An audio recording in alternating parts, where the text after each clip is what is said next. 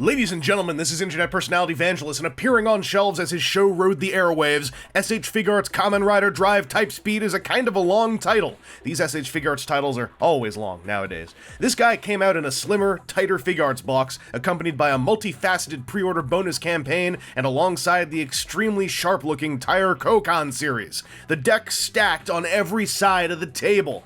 This guy's a little slimmer looking than the suit in the show, but not enormously slimmer, more like taking advantage of the fact that this is a toy. Drive Type Speed delivers on the sculpt with armor plating up front and automotive undercarriage greeble in back. The gloss red finish could have been glossier, as the end result ends up looking a little too flat and a little too toyish, but the metallic work picks up that slack in a hardcore way, especially on the drive driver. Krim Beltstein is sculpted in detail and painted very nicely, right down to the Type Speed logo on the central display. The shift cars look pretty cool too. They're translucent plastic, they've got a little bit of paint. I could have used a bit more. The Type Speed shift car and drive's wrist brace is fully painted though, and looks friggin' sharp. The helmet is straight up gorgeous, capturing all the angles and details very well, using translucent reds and clears for the tail and headlight motifs, and delivering top-notch crispness on the striping and R logo forehead piece. This is a wonderful figure to look at, with reds and silvers simply popping off the black bodysuit, but it also speaks to just how nicely done the Tire Kokon version turned out when you look at them next to each other. SH Figuarts delivers more silver paint and posability, but if you were a TK series collector, don't feel embarrassed. Drive's head is on a ball socket joint, the base of his neck is another ball socket joint, and together, those make for some motion, baby! His shoulders can go outwards and forwards. The shoulder pad is on its own joint, so it can get out of the way when they go outwards, but that is as far as they go outwards. So, if you want to get them going farther outwards, you gotta swivel them forward a bit and twist the bicep forward. I think that works, but for those of you who really need those shoulder pads to be on top, there is a bit of a limitation as far as that's concerned. Also, the whole thing is on a ball socket joint, as you do on Figuarts. There is a bicep swivel. There is a double jointed elbow. And then the wrists are your usual Figuarts wrists. They swivel. There is a hinge, and the hinge's swivel axis can be swiveled on the hinge of the axis of the... You know how these work. His ab is a ball socket joint.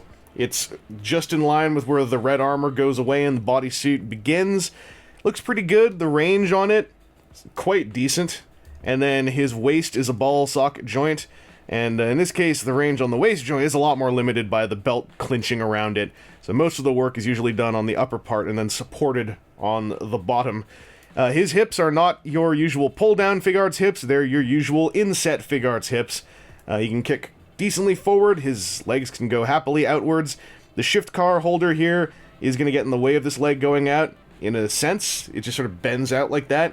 I've rarely had it pop off, but I've never had that happen. A shift car just fell off. I was just pulling these things on and off a little while ago, and that might have messed up with some of the tolerances, but I was gonna say, aside from me knocking a funky spike off of there, I've never had much trouble with the bits and pieces of gimmickry coming apart. Like, this belt is on there pretty darn solid. This is not like a Figuarts Forze nightmare that some folks had, although I didn't have that nightmare either. Anyway, those hip joints, they work. The thigh swivel works. The double knee works pretty well, although this juts out a little bit. It's a bit worrisome because it can pop out if you're unlucky. His feet can swivel around, they can tilt forwards and backwards, they can tilt side to side, and the toe can toe.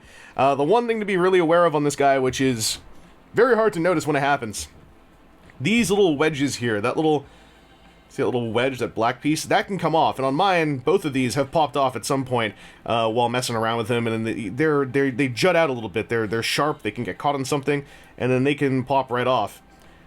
That's a tiny black piece of plastic. It's extremely easy to lose, and you might want to just every now and then check to make sure that your copy of this figure, if you do have them, still has those attached. Otherwise, his posability is pretty good. Like, it's a solid Figuarts effort. Nothing looks unnatural to me. There are some limitations on his shoulder posability as far as going just straight outwards, but I've never run into a case where I can't do a pose I want. So, in that sense, Drive Type Speed is quite a success. This is a good piece of Figuarts as far as the posability and articulation is concerned. Kamen Rider Drive has got some punching fists, and they are super easy to pop off and replace with either type of alternate hand. The first option is a pair of calm and open hands which are sculpted just right to also look decent at operating the shift brace or even turning the ignition on the drive driver. The second pair of hands are more splayed out and action ready, ever prepared to strike a pose before unleashing some hard rider justice. And that's it for hands. Just 2 extra pairs. Slim pickings. Especially since that's it for accessories in Type Speed's box. The shift car can be removed from the shift brace, though he doesn't come with any alternates himself. The untwisted shift car can also be removed from the shift car holder, though he doesn't come with any alternates himself. The drive driver has a clever gimmick for swapping in different display screens, but Type Speed doesn't come with any alternates himself. And most surprisingly, this figure straight up has a tire Kokon play pattern gimmick. It involves more pegs, but I found that it was just as quick to switch wheels as with the TK series gimmick. And Type Speed doesn't include any alternate tires himself. If you pre-ordered him, he came with the Max Flare parts, but that stuff all came in a separate box that I'll be looking at in a separate video, and perhaps you just got the figure and didn't get the pre-order parts. You're stuck with what you're seeing here. SH Figuarts Kamen Rider Drive Type Speed is an excellent base figure who comes woefully ill-equipped, especially given the pedigree of much of this series. He's designed for all kinds of part swaps, but doesn't include any. His gripping hands and iconic weaponry have all been packed in with other Drive Rider forms. And that's a real shame, because while the figure is excellent, the value proposition of paying the top level of retail or aftermarket markups for him has simply had the rug yanked out from underneath its feet. This is a very well-made Figuarts Rider toy, totally standing up to par with Gaim. It's awesome to see 2 consecutive still airing on release main riders nail their SHF representations. It's just a bummer that Shinnosuke here can't go past second gear on his own, since all his stuff's been added as carrots to other toys or even their pre-order bonuses. I would still recommend the figure, triply so, to any Drive fans, but absolutely do not pay much above its original retail cost, or you may be left wanting.